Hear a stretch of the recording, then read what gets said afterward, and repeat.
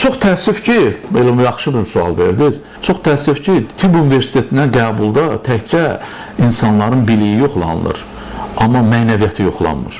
Şəxsiyyət kimi formalaşmamış bir insandır və yaxud da qara fikirli bir insandır, onun həkim olmasına imkan vermək olmaz. Çünki səhərləri o insanlar üzərində işləyəcək və o insanlara nələr eləyəcəyi təsəvvür eləmək az deyil və bu günlərdə biz onların şahidi oluruq. Belə bir məşhur sözlər var. Kasıb mərd olar, qoca arif olar, alim təvazökar olar, əsgər igid olar. Maraqlıdır, bəs həkimlər necə olar? Ortaq bir formula var. Həkimlər, çox təəssüf ki, belə yaxşı bir sual verdiniz.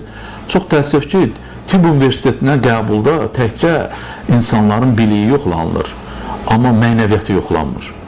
Mən arzu eləyərdim ki, imtahan verəndə insanın birinci növbədə mənəviyyatını yoxlasınlar. Test üsulu ilə mi, psixoloq vasitəsilə mi? Əgər mənəviyyatı dar olan insan, hansı ki şəxsiyyət kimi formalaşmamış bir insandır və yaxud da qara fikirli bir insandır, onun həkim olmasına imkan vermək olmaz. Çünki səhərləri o insanlar üzərində işləyəcək və o insanlara nələr eləyəcəyi təsəvvür eləmək az deyil və bu günlərdə biz onların şahidi oluruq.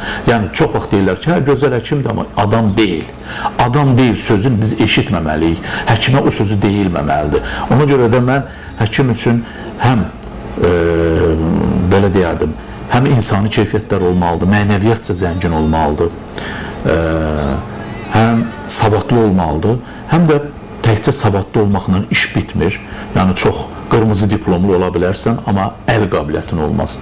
O da əsas rol oynayır. Mütləq həm əl qabiliyyətin olmalıdır, praktik vərdişlərin olmalıdır, onları yaratmalıdırlar. Nəzəri bilişlər olmalıdır ki, o nəzəri bilişləri praktikaya tətbiq etsin. Bir də ən öndə olanı mənəviyyat olmalıdır ki, o mənəviyyat həmişə daim həkimi cilovda saxlasın ki, mən bunu etməməliyəm. Axı vicdan sözünün mənasını bax orada gəlib çıxır ortaya ki, hər şeyi qoyaq qırağa, amma vicdan var axı bunu etməməliyəm mən.